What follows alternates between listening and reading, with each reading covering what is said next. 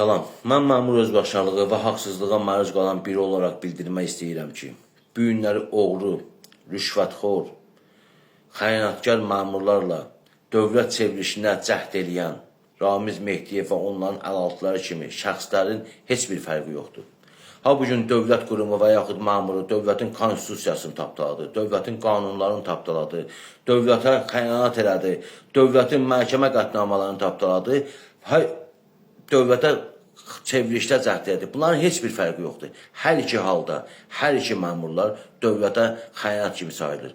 Bugün dövlətin konstitusiyasını tapdalayan məmurlara söz deyilmədikdə, bugün dövlətin qanunlarını saymayan məmurlara cəzası verilmədikdə, sabah bu burslar kimi çevrilişə də cəhd edirlər. Çünki bunu ona əsasən bildirmək istəyirəm ki, mən Abdullayev Azaz Zadiloğlu olaraq 6 ilə yaxındır ki, dövlət qurumlarına müraciət edirəm.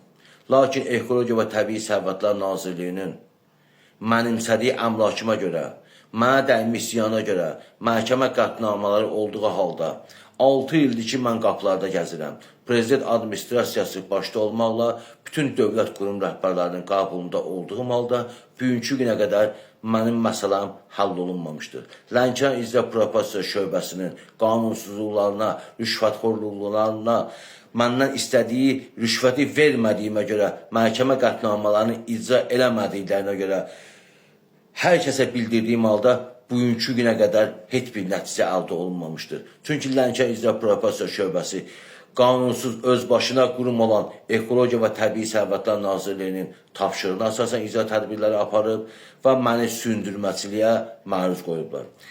Hər halda mənim əlimdə məhkəmə qətnamələri var. Yenə deyirəm, əvvəl-axır inşallah səsimiz cənab Prezident İlham Əliyevə çatacaq və bu məsələ həllini tapacaqdır. Ona görə də üzümü buradan Azərbaycan Respublikasının Prezidenti cənab İlham Əliyevə tutaraq müraciət edirəm. Cənab Prezident, mənə bildirirlər ki, borclu təşkilat dövlət qurumudur, dövlət tərəfindən maliyyələşir. Əgər həmin təşkilat dövlət qurumudursa, onda dövlətin mənə borcu var. Dövlət də məcburdur ki, öz adından çıxardılan məhkəmə qətnamələrini icra eləsin. Və buna görə də xahiş edirəm, dövlətin adından çıxardılan məhkəmə qətnamalarına riayət edərək mənə dəymiş ziyan ödənilməsini təmin edəsiniz. Və yaxud əgər həmin təşkilat Ekologiya və Təbii Sərvətlər Nazirliyi tərəfindən maliyyələşirsə, o zaman Ekologiya və Təbii Sərvətlər Nazirliyinə, Maliyyə Nazirliyindən ayrılan vəsaitdən mənə dəymiş ziyan ödənilməsini tələb edirəm. Hər halda bu dövlət qurumunun eybidir və mənim əlimdə məhkəmə qətnaməsi var. Məhkəmə qətnamələrinin icrası məcburidir və konstitusiyamızda bildirilir ki, vəzifəsindən tutduğu mövqeyindən asılı olmayaraq hər bir kəs məhkəmə qətnamələrini icra eləməyə borcudur. Bu dövlət qurumu olsun, dövlət məmuru olsun, sadə vətəndaş olsun. Əgər mən sadə vətəndaşın borcu olsa və mənim kimi Azərbaycanda 10 milyon vətəndaşın hər hansı birinin dövlət qurumuna 1 manat borcu olsa, onun şalvarını da satdırıb bu icra məmurları ödətdirəcəklər.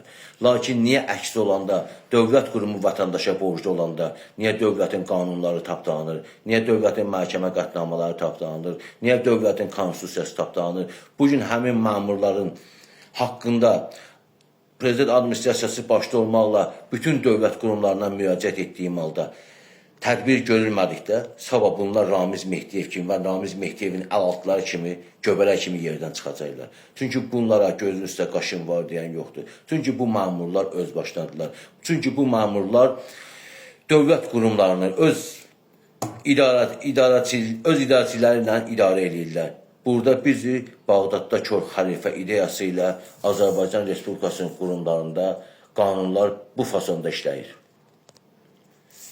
Göstərilsin bizə bir dənə Azərbaycan Respublikasında vəzifəsindən gedən vəzifəli şəxslər ki, nazirlər, hər hansı birinin haqqında, niyə hamısının haqqında cinayət işi açılır?